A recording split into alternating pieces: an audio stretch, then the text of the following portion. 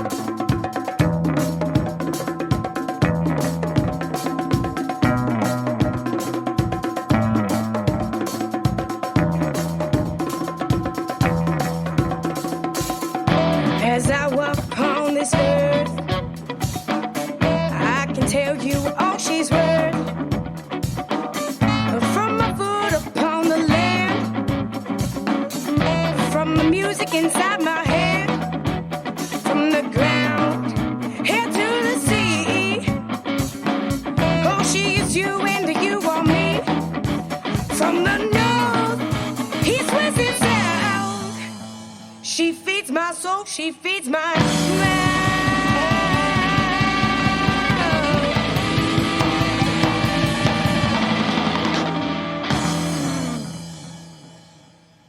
And more on Permaculture with Aaron Jerad. Some of these are harder to get into because they're so broad, like care for the earth, care for people. It's like, what do I do with that? It's enormous. And so some of the principles of permaculture, they're almost calls to action. And they work in any situation. One of those principles is start small and close. So start where you are, start small and start close. It's really the antidote for designer overwhelm. It doesn't matter the scale. There's always smaller and closer until the overwhelm goes away and you can start. So in terms of applying those ethics, principles sort of modify the ethics and become really useful in that way to say, okay, care for the earth, overwhelm. Yeah. Okay, smaller, closer, smaller, closer, smaller, closer. Get to a point where there's no overwhelm and then do it and succeed. And then when you're succeeding, you're inspired to grow. Success inspires you to do more. I think what you're saying is so intelligent there. I think so often we set out to do whatever our goal is, whether it's permaculture, whether it's exercise, whether it's eating healthier. And so often the goal's so large that it's just abandoned. And to be able to take it down to that smaller, doable size and feeling that success, it seems like a really good idea for almost anything we do. Yeah, absolutely. Yeah. It's really useful. And then the design principle of design from pattern to detail. We're looking for, yes, you have to start small and close, and yet we have to think big first. Right. If we're not thinking big, what we do small and close can be too limited and not also aimed toward achieving our larger goals.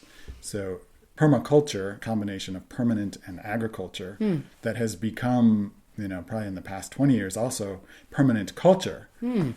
The original concept was around permanent agriculture in the sense that agriculture was seen as one of the major influences of environmental degradation, but also one of the most important aspects of human culture in that we have to have food. Yes. And so how can we take agriculture and make it, and I'm going to throw out the word sustainable here, and then explain sustainable. And in simplest terms, sustainable is the combination of three areas of influence: environmental sustainability, social sustainability, and economic sustainability.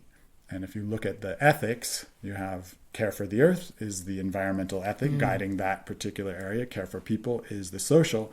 And in the economic sphere, there's another ethic at the root of permaculture, which is stated in many ways in different cases. But let's say equitable distribution of surplus.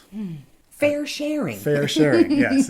Fair share is one way that it's stated. That's beautiful. And it's related to surpluses. Okay. Sure. In the sense that once your ecosystem is cared for and once your people system is cared for, you have extra. What to do with that?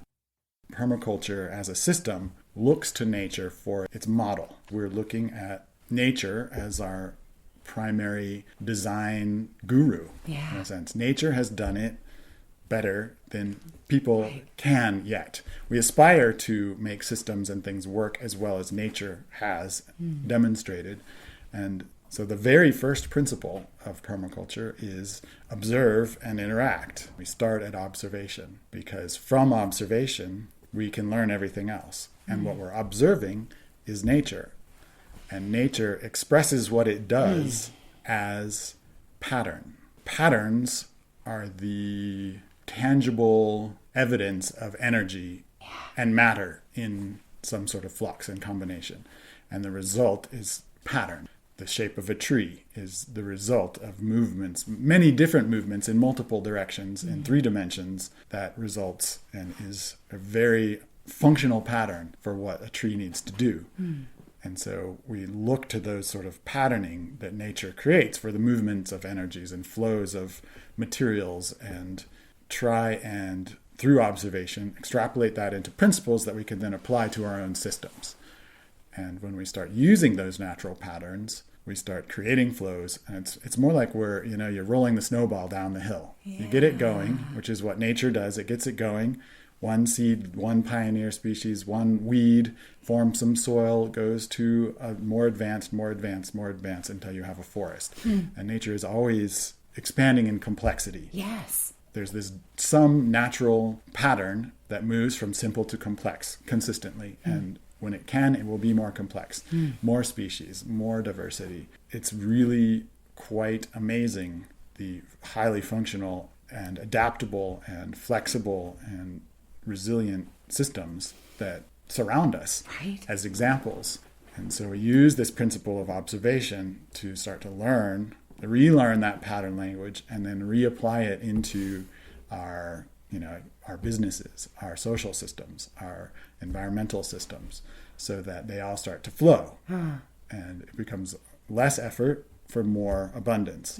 Naturally. So this is the goal. And sustainability is when all three of those spheres, guided by those ethics, overlap completely, and we're operating economically, environmentally, and socially from an ethically positive place, designing systems that are informed by those ethics.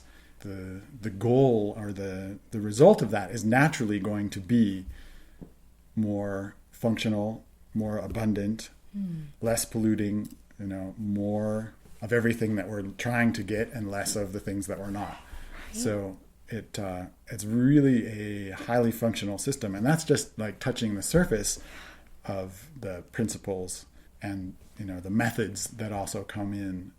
So, thank you. It's so much. And I knew when I was coming to speak with you, it's like, how do we take that kind of information? And I think you did it in such a succinct way. And I can visualize, as you're talking about, I can see this harmonious earth, these beautiful people wanting to serve that, and having that success and abundance come from that internal space, and creating from something that we've already seen. Our Mother Nature has been able to take care of us really well. So it's nice to see something that goes back to what is already a proven result, right? Yeah.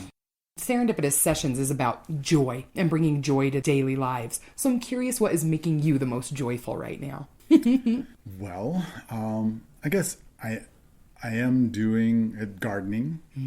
I'd say permaculture is what I do. Yeah, it's like, good. And, joy is just life. I don't know. I think sometimes I look for joy, but most of the time it just seems like it is doing what I do. Finding my own natural patterns that match with my own tendencies and doing more of that. It's a tricky one sometimes to get in touch with, because there's so much external noise quite often for what we should be doing or how we should be living or all those things. And it's something that can be done every day because there's always other influences and other needs and that. But I would say understanding my own patterns, my own self-observation is part of what extends out and allows me to apply and work in the ways that I do and enjoy it. Yeah. Like what I do, I enjoy. That's pretty much the way that I like to live. It's evident. It's why I asked you to do this interview for sure. And knowing that it is a daily thing and it is about tuning into yourself. We don't always wake up in the best moods or thinking things are all lined out, but to be able to find that, come back into space. So thank you. You were one of the first visions that came across because over the years I've seen you in this gentle calm, this gentle joy, and it radiates from you. You've got something beautiful to share, and I'm grateful that you're doing it. Thank you for your time. Thank you. It's huge. Thanks, Aaron. Wow. For today's meditation, I'd like to focus on the Mother Earth, our own mothers, and the mother inside of us all. This song by C.C. White is incredible. From her album, This is Soul Kirtan, C.C. White, The Ma Chant. We all come into the world through the mother. She is our first guru, her mantra, her heartbeat, her love and ever-renewing source. Let us remember Ma. This chant is for the mother in a soul. This chant is for the mother in us all. When I think of mother,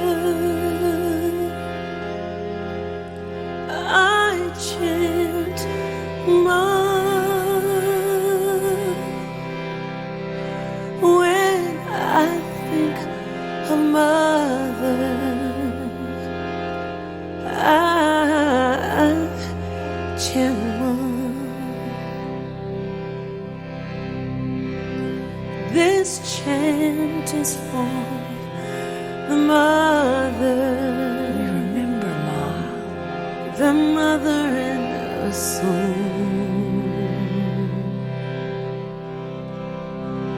This chant is for the mother in us all. We take refuge as her sons and daughters. When I think of mother, I chant mother.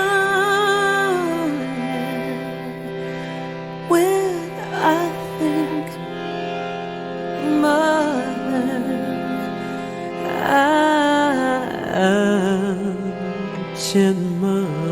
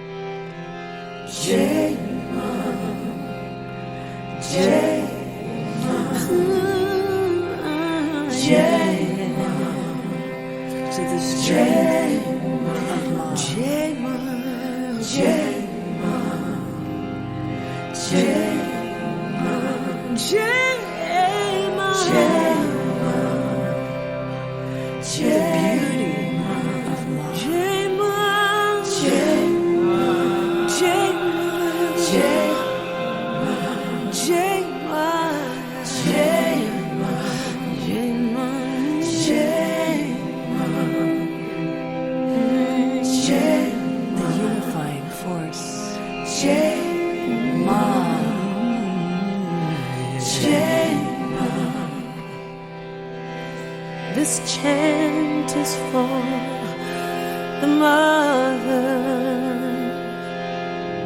mother in a soul.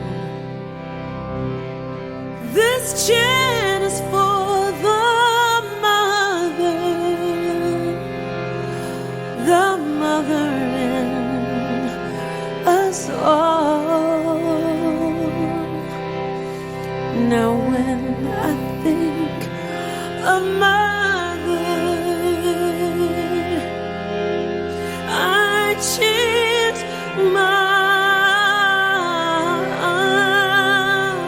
when I think of mother,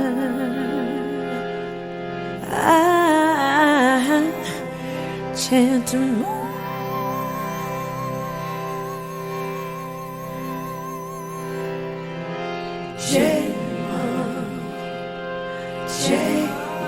celebrate the mother.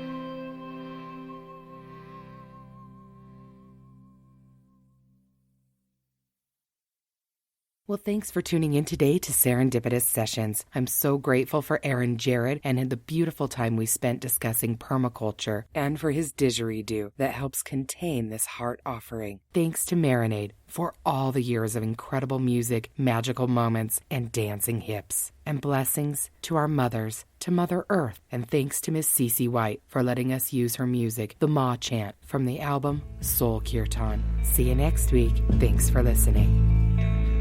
You've been tuned in and turned on to Serendipitous Sessions, a weekly podcast geared at bringing joy into every moment. For more information, questions, or comments, please visit serendipitousentertainment.com. Thanks for listening.